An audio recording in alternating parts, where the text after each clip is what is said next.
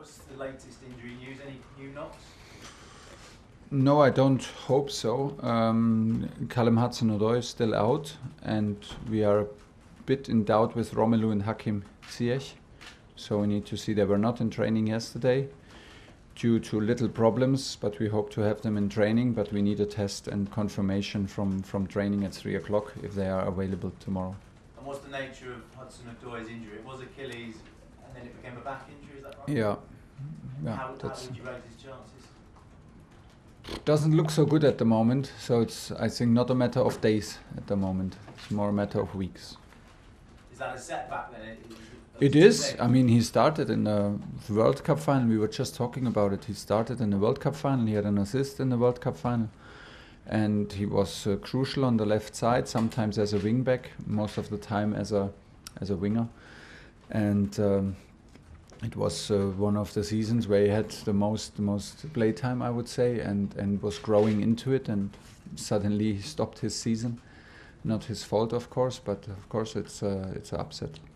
2 defeats now in a row, 7 goals conceded. Yeah. How concerned are you?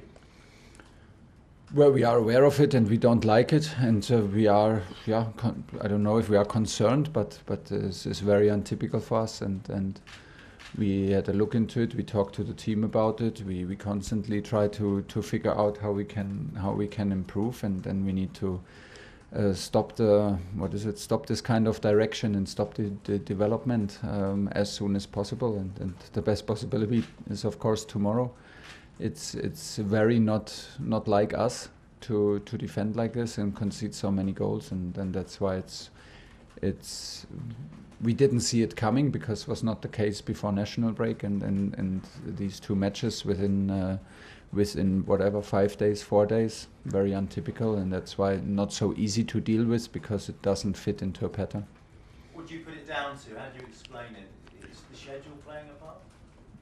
Yeah, but the schedule is not playing a part that you concede 7 goals. The schedule is challenging, very challenging, because we played in a lot of competition and extra competition with the World Cup, and we played the competitions until the very end. So we are at the moment, I think, with Liverpool far ahead in game minutes, and this is a big challenge, because in this period in 22 we had a lot of extra times that we played. So this adds up. I mean, I think maybe to another 2 matches that we played.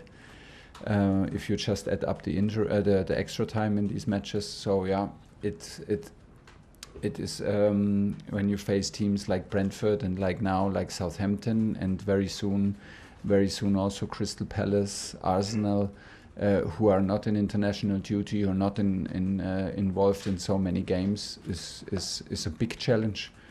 But it's nothing new, and on one hand it's a challenge, and it has an impact, but it's nothing to talk about. It's nothing to look for excuses. That's the way it is when you work for Chelsea and you play for Chelsea. We need to overcome these obstacles and don't get comfortable in accepting that it's hard. It's hard. We need to again embrace it and love it. That it's hard. It's how it is. Do you think the uncertainty over the future of the club is distracting, though, affecting the players at all? It would be a big surprise. I mean, we proved actually that it's not like this, and why should it be different now? Nothing has changed for us in inner life.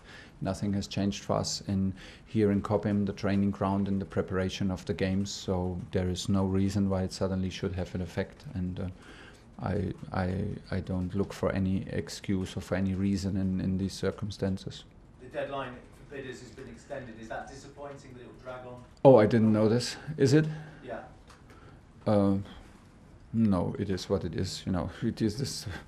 It's the process, and I'm sure that the people who take care about the process, means our board and government, and on the other side the people who make the bid, take care and are aware of the urgency and take care that it is as fast as possible. But it's none of my business actually, and it's not an upset. I'm as I said before, I'm not involved heavily in the daily process of that. So No, it's not a new concern. It's the situation is in general the situation, and we know about it, and we can handle it. John Southall, 5 Live. Hi Thomas, what have you managed to do over the last couple of days? Have you had a team meeting? Have the players been allowed to wear their views at all on what's going on? Well, it was not a discussion type of a meeting. Yesterday it was more like that I gave my point of view. That's sometimes also necessary, and we take the players' view very seriously and often into account. But over the last 2 games, we thought like it's maybe necessary to give our point of view. And but behind closed doors and in an atmosphere where everybody can take criticism and I feel involved in a development like this. Is not we don't point fingers and we don't look for people who are guilty. We're in this together. But we needed to point out some things in our game about which we are not happy and how we could have defended better, done better. So it was about the game. It was about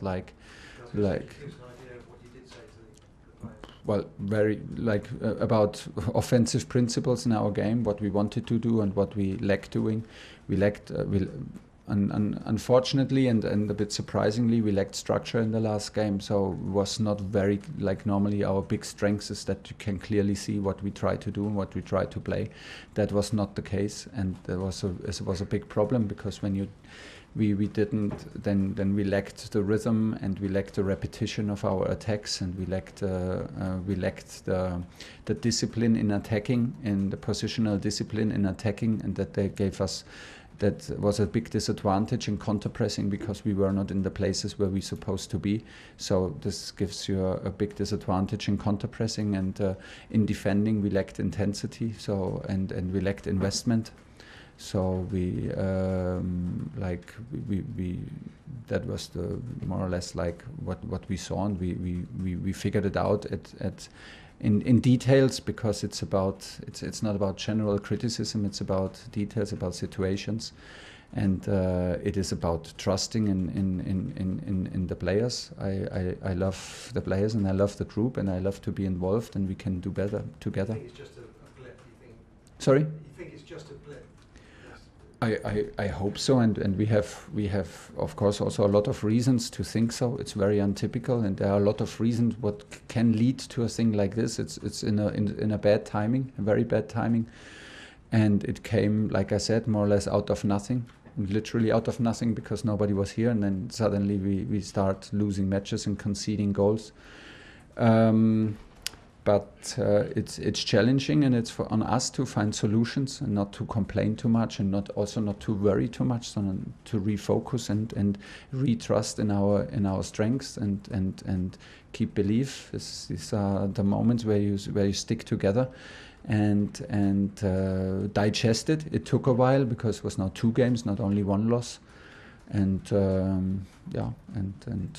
from today on, we allow ourselves to focus on Southampton. Last one, John. How do you get the best out of Romelu Lukaku? Because at the moment he looks a shadow of himself. Is it a mental thing? Is it a confidence thing? I think it's not. Yeah, I think I don't.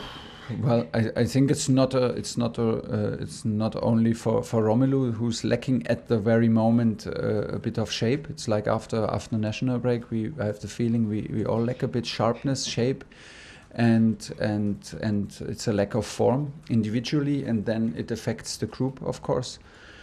It's a bit sad, but Romelu had 1 good chance and 1 very big chance. I mean, nothing else helps more than goals. Would have been, I think, a huge boost for him. The other thing is that the best thing is to train good and to take training seriously and to take care about the process, which he really did in the last days. So he missed training yesterday. Hopefully he will come back today, feel good enough, and with no pain to be available for tomorrow, and then we see. James.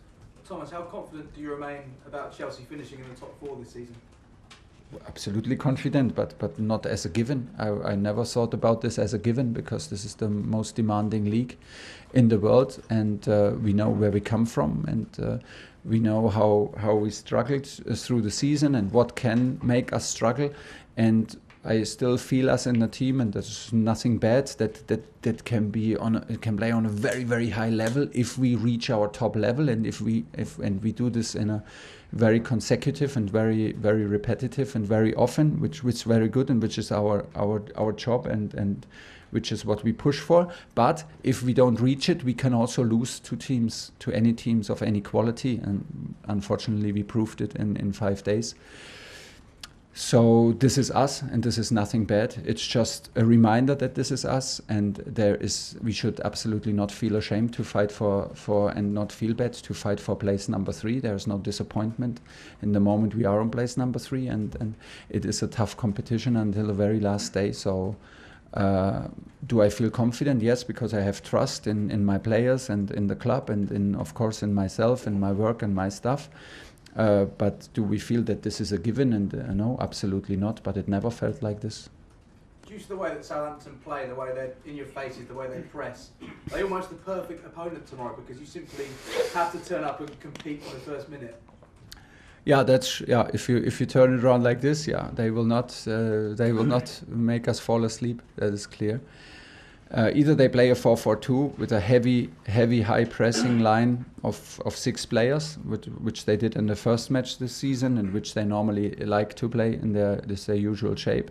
Second game against us in Cup, they played a back 5, which led to a man mark over the whole pitch, which was very demanding and a very intense game. We had some looks and watched some scenes of the 2 matches. Both matches were on a high level of quality, very intense and very fluid from both sides, and very active. So it's quite a challenge, We have the schedule is the schedule, and we just come from another game, and it's demanding. But as you say, maybe it's good. There is no other way than accepting this physicality. Otherwise, you will be under the wheels. Where do you feel like N'Golo Kante is at the moment? Because it's been an inconsistent season because of injuries as well. He came off at half time. Do you think that all this football at the level he's been playing at over the last few years is catching up on him? I don't know. I can honestly not answer the question. This can be a debate for an ongoing debate, and nobody will know if it's like this. One thing is very clear, that N'Golo is a key player because he has outstanding qualities, unique qualities. Like for other teams, it's maybe some strikers, central defenders, or whatever. For us, N'Golo is a unique player that can give something to the team that nobody else can. He struggles in this season with consistency due to injuries, due to illness. And this is also a reason for in our bit of inconsistency. Of course, we missed him for so many matches. If you look at the minutes that he was available and he can play. Now, in the moment, he's fasting. Like, is it fasting? Yeah, it's fasting due to his religion, due to his belief. So maybe another reason. I think he's not doing it for the first time. But of course, if you for many days don't drink, don't eat during the day, it can have an effect.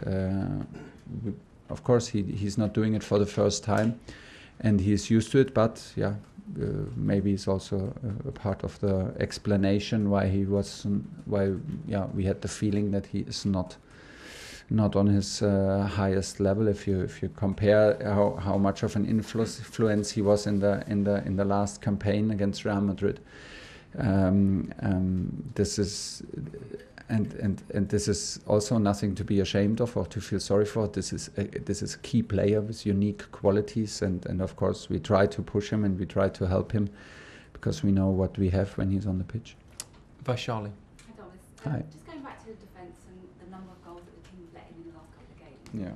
Do you think it's a mixture of perhaps the personnel, or do you think it's more the tactical setup, or perhaps a lack of confidence?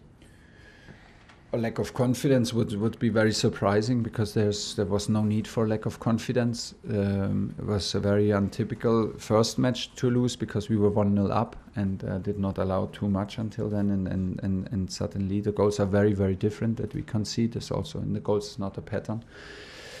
We defended the last matches in a back four. Both matches we defended in a back four, not to be fancy, but just to not be pinned with too many people in the defense against not enough strikers. So anything can have an influence in that, and I don't have this one answer. Some of the goals is also about individual behavior. It's about behavior in little groups, in 2-3 players, how we behave, and it's also about the determination and the investment defensively. How many sprints are we doing? How much do we invest defensively?